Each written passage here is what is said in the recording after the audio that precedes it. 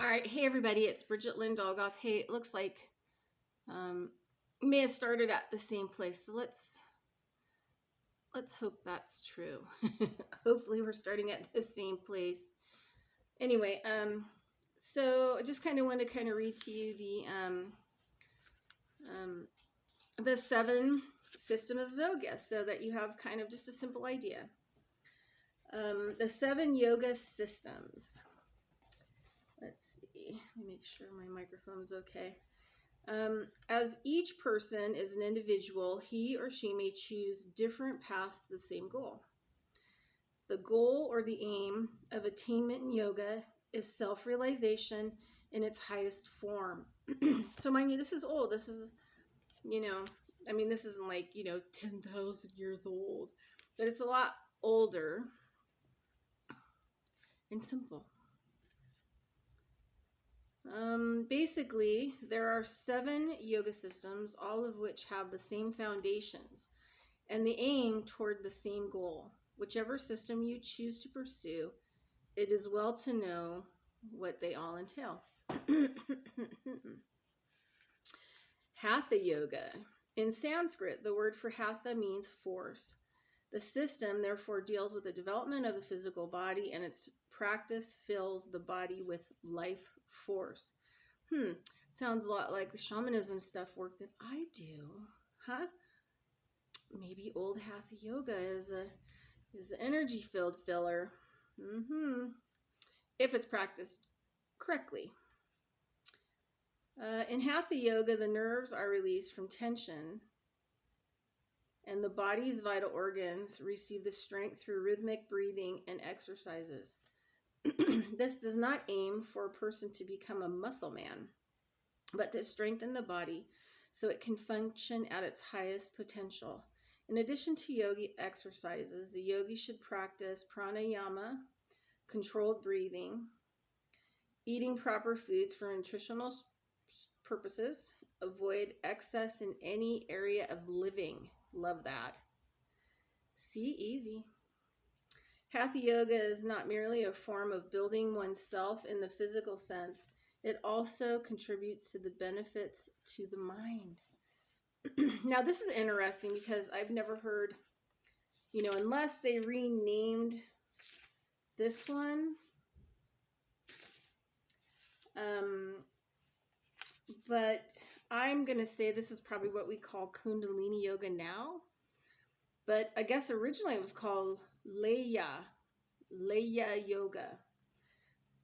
So we can't even, Americans just got to change everything. Yeah, we got to go from this yoga, including all of the, points, visual things you need.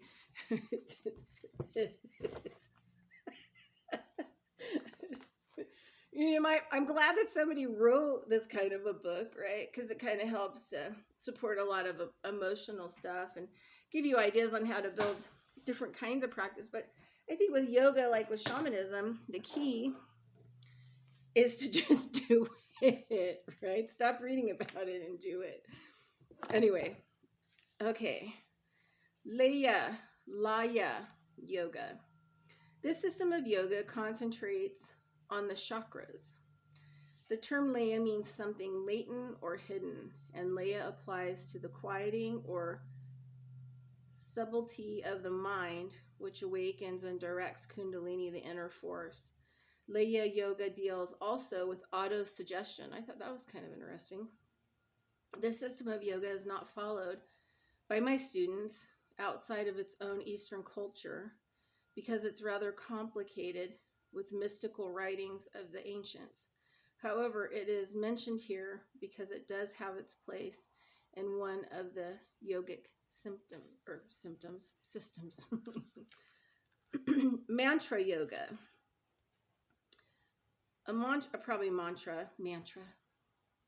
Mantra is a recitation or a phrase which is used by a yogi, producing an effect upon the mind and the body. It is sometimes called japa yoga. Mantra yoga comes down from an ancient ritual.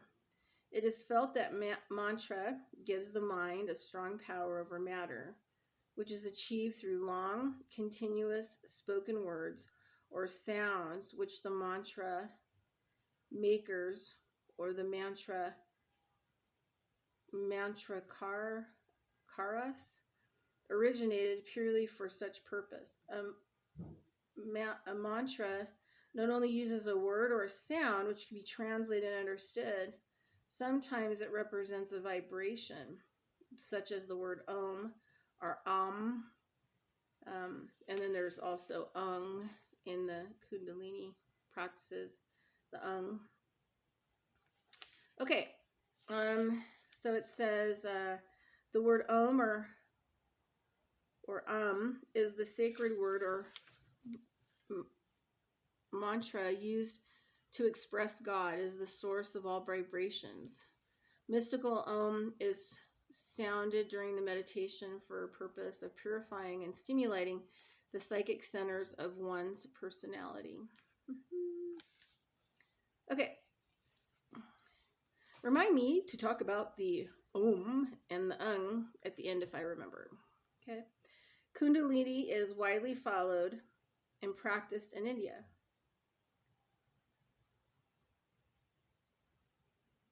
It is the devotion to God as well as the communication with and love for all beings because of the divine principles which Bhakti Yoga perceives in them through meditation. The systems of yoga are often combined with mantra yoga, especially when there is inspiration of religious fervor.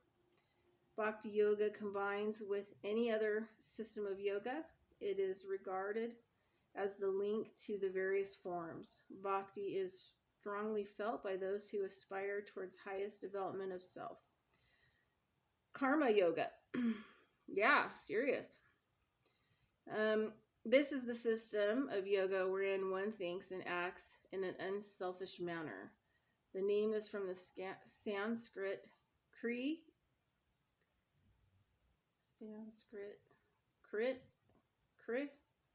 which means to do. It is based on the principle of cause and effect. The one who practices karma yoga knows that one has to pay for what one gets. Ain't that the truth? It has to get paid for what one does. Therefore, if she or he practices good deeds for others, the results will be good ones. The phrase popularly used is the law of karma, which simply means the karma of cause and effect. The followers of karma yoga do not seek only their own fulfillment, but they apply their thoughts and efforts towards the betterment of all people. Yeah, we'll throw it in there for all my relations. Yeah. Okay. Jnana yoga. The one who seeks attainment and intellectual development and knowledge usually follows the Jnana yoga. Its meaning is to know. And the one with inspiring mind uses Jnana yoga to find the answers to yet unsolved queries. Jnana yoga appeals to those who have a philosophical turn of mind and the means to approaching the goal of wisdom. And the last one in here is Raja yoga. Raja yoga means royal, and this is an ancient system of yoga in which many of the physical exercises, especially some of the more difficult asanas, are not used. The main concern of Raja yoga is the development of the mind to its highest form, and to use the mind to control the physical functions of the body. In combination with Hatha yoga, it is used in meditation. Raja yoga is sometimes called the combination of bhakti, karma, and jnana yoga, and is often termed the king of yogas. Raja yoga is strongly allied with Hatha yoga, with Raja's emphasis on the superior, while Hatha emphasizes the practical, or the one might say that Hatha is concerned with the physical aspects of yoga, while Raja deals with the mental. Actually, the students or the practitioners of yoga do not specialize in just one of the foregoing 7 systems of yoga. To reach highest attainment, a combination of some or all these systems is called into play, each one contributing toward the final purpose or goal. So anyway, I loved it because it's just simple and concise, and not editing and keep adding all kinds of craziness. I wish we just had simple, but you know what? Book people they just don't make that much money on this kind of stuff. So what would be the point, right? Just simplify everything. And yeah, the person who did the drawings, there's 150 actual postures in here. I mean, this baby is one little, just really a gem. I'm like, serious, a yoga book gem with everything that you really, really, really need to know, and a little bit more.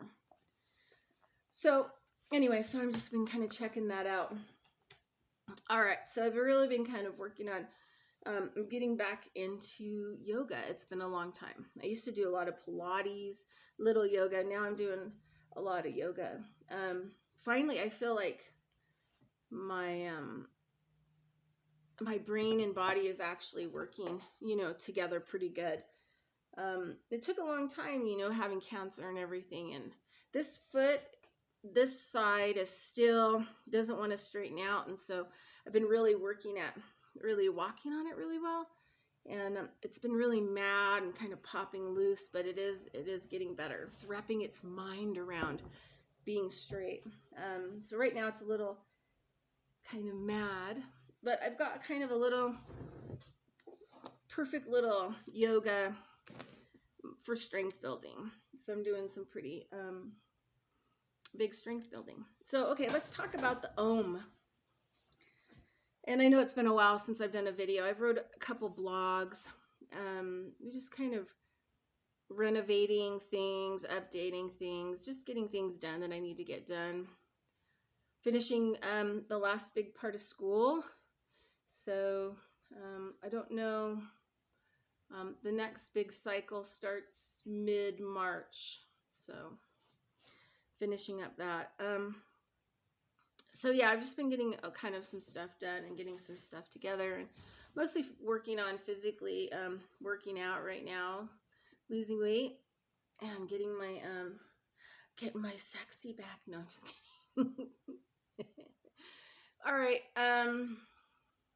The Ung versus the Om. So 2006, maybe, I was living in San Diego, and I ended up kind of living in this sort of kind of an ashram kind of setting with other people.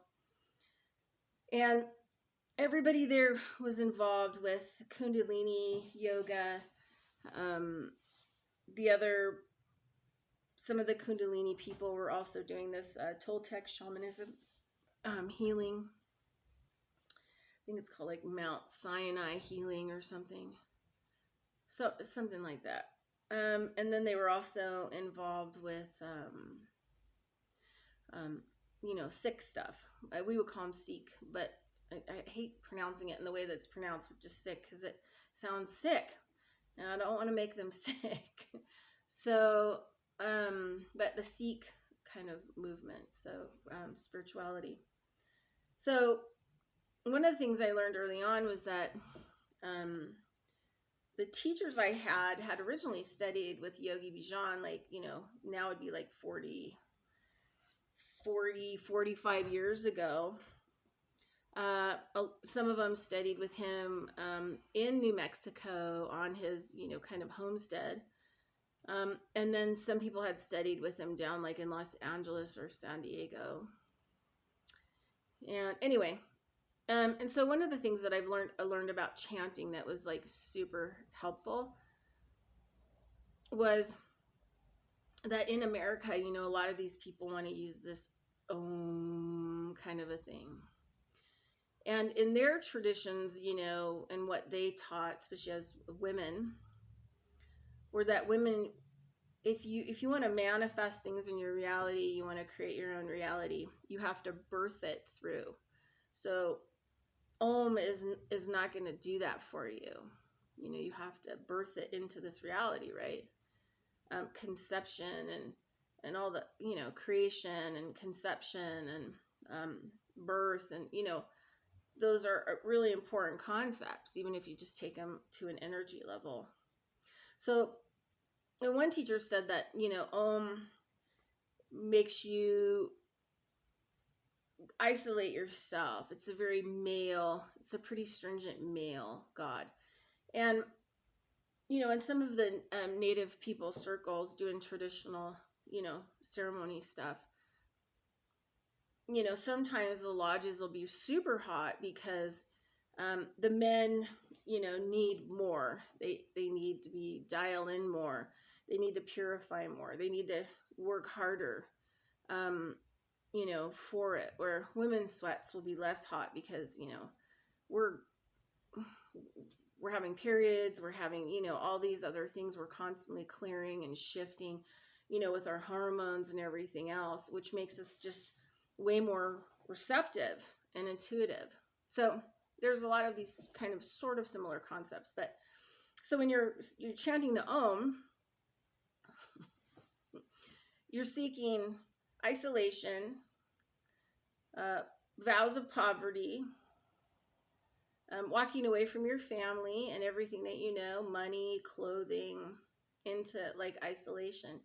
So my teacher, she was saying that, you know, she'd get a lot of people who felt like they were practicing, you know, really good spiritually, but yet they were losing their marriage and they're losing their bank account and they lost their job and they, you know, lost this and lost that. And my teacher would have to explain to them, like, well, you know, what have you been chanting? And they're like, Om. And they were like, that's what you're asking for. That's that kind of God energy, the tough, you know, the tough love God. Om is the tough love God, which you surrender everything to take that path and that journey. And if you're chanting it, sometimes haphazardly, the stuff will just stop falling off your just everything you have will start falling off your path, because that's the path. Is, you know, poverty, celibacy, isolation, you know, harsh, stringent practice. You know, that's what that energy is conducive for. And so they were talking about, like, you know, chanting Ung, A-N-G, because Ung is like the kind of like where we want to be, the kind of energy we want to be, where we're creating and we're, you know, conceptual, right? Conceptualizing.